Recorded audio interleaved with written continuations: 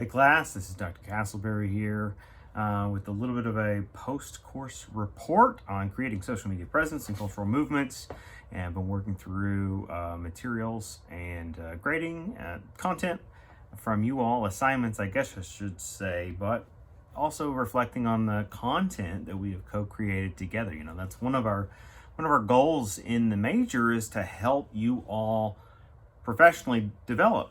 And one of the ways we can think about that is learning how to confidently function as a content creator. And content is an open term by its definition. It is intended to be open because it can mean any number of things. And so if you can think about a writer as a content creator, you can think about it maybe a social media handler as a content creator. And most definitely any kind of multimedia that we produce is considered now in the industry content. Whether or not we can critique it or the meaning of that is an entirely different conversation. But we've been content creators together working on a series of interviews. I just want to update you all on where that's at. Now that the course is complete, we were able to successfully complete the fifth and final interview for our class. Let me just break down a recap of events and kind of put it in context for us.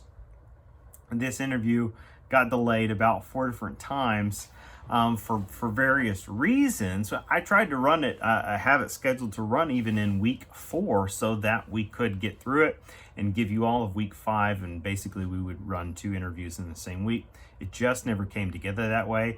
I'm incredibly relieved and grateful that it did go down, that we were able to complete it. Turned out that people needed the extra time anyway, and not everyone even got to the point of completing their week 5 video questions. So it goes back to those central philosophies that we have in the course, that all of the gears have to be working together at the same time for everything to be a success. Turning in those initial interview questions, drafting the questions in a timely manner, timely feedback, which for the most part I believe we never went past Friday evening on those draft ones. So we worked together to make that happen. We got through the first 4.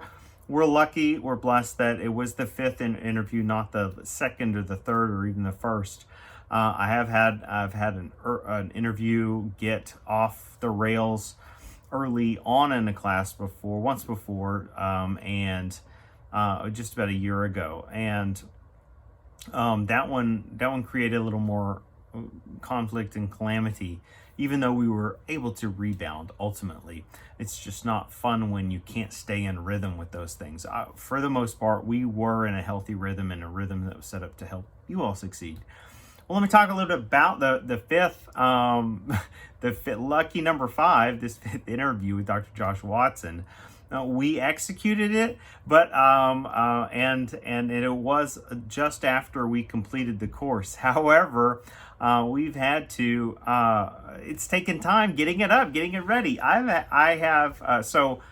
The way we're set up on a network at MacU, video files that we capture through Zoom, they filter into a software that we're using called Nomia, and within Nomia, you can change things, you can alter text, you can edit content, and that's where I'll do some base editing and adjust things, and then I will download or export that file. And then I will upload it to YouTube, so it's at a more universally more of a universal location that we can retrieve it easily later with very little functionality problems, with very little room for error. It really is an important space to be able to share information of an audio-video nature. And Nomia software crashed the file that I had worked really hard on editing. And you say, well, what's so hard about, cutting up an interview? It looks to me like you just play it. And for the most part, we do. But this happened to be one interview. And really, this has only happened about 3 times ever, where we got into the one of the feeds started breaking up and cut off. And it was right in the middle of the interview, and Josh struggled a couple times to get back on, and then eventually came back on using a different device. And I did somewhat of a job to kind of cover and create some space there and talk a little bit, as I'm capable of doing, sometimes great, sometimes not so great. And then we got back into a rhythm. We finished the interview, and it was fantastic. But then when I rewatched it, even I definitely was disliking everything that I was saying, because it was just purely improvisational, and I just was going to hack the whole thing out, and then it crashed anyway. And so I'm having to kind of piecemeal some cuts and things, and using a different software right now, and we're working on it. We're going to get it out there. I know some of you are have just graduated, or you're out the door soon, and it may not mean much, but hopefully you'll be able to take a little time and check it out. Reading also our end of course feedback. I really appreciate it that many of you were able to help highlight things we can do to strengthen the course, and I agree. We want to look for ways to keep improving upon it. It's tricky. We did provide the live Zoom link for every interview, and it was, I think, one person for one interview showed up ever, but yet it was still a complaint that came up more than once, that students aren't more involved in the interview process. We're working on that. We're tinkering. Last time we taught it, maybe the last 2 times we taught it, we had students go out and perform their own interview to end the course with a subject, a professional that they identify. And I think that was the vision that we wanted for this. Unfortunately, I think an issue with that we identified, where students were just breaking the rules. They weren't following through. They were supposed to identify and interview a professional in a type of field of their interest or direction, and students were just kind of taking the quick, lazy way out, and like, I interviewed my brother, I interviewed my parent, and that's not at all what is intended. And so this time we just kind of sidestepped that part, and we had a really rich list of professionals that wanted to come talk to us. Let me speak on a final point. I know this is getting a little bit long. Hopefully it's not too long. What are you going to do? Sometimes things need to be long. Like, sometimes you have things to say, and I get that we all have short attention spans, but sometimes you just gotta, anyway, there's a reason these videos aren't on TikTok. I mean, it's not 10 seconds to use to say something. Anyway, a critique or comment that was made was, we tackled a lot of subjects. We tackled people that work with social media. We tackled people that are working in other mediums, right? Radio, marketing, and so on. And I think the comment came up, but where was the public relations and all this? And I just want to remind you all, this is, to come back to the main point of this video. Our final subject, it specializes in public relations, right? As a professional and as an educator. And we did the deep dive with them. So I would encourage you, if public relations is an area of interest, check out that interview that will be up soon on the YouTube channel. Our interview with Josh Watson. He provides a ton of really valuable content that I think you all will find important.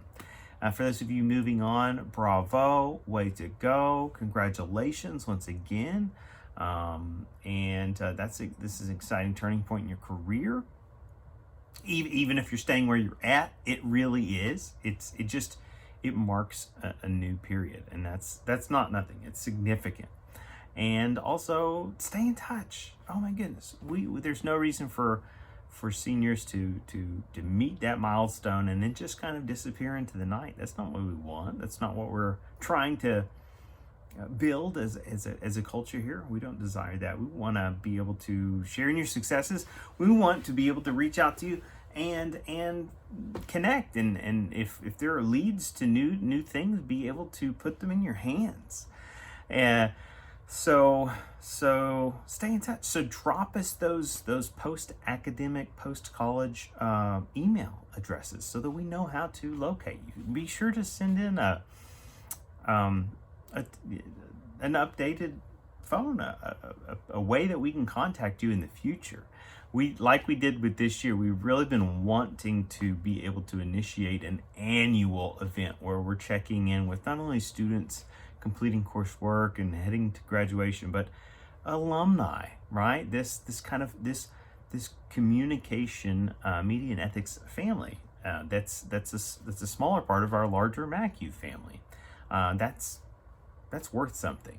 It truly is, and we want to be able to continue to celebrate your life successes in those ways. So anyway, had a fantastic course experience with you all.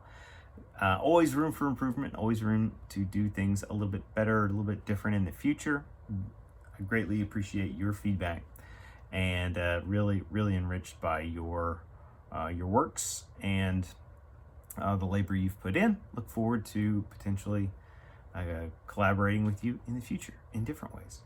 And so thank you for listening.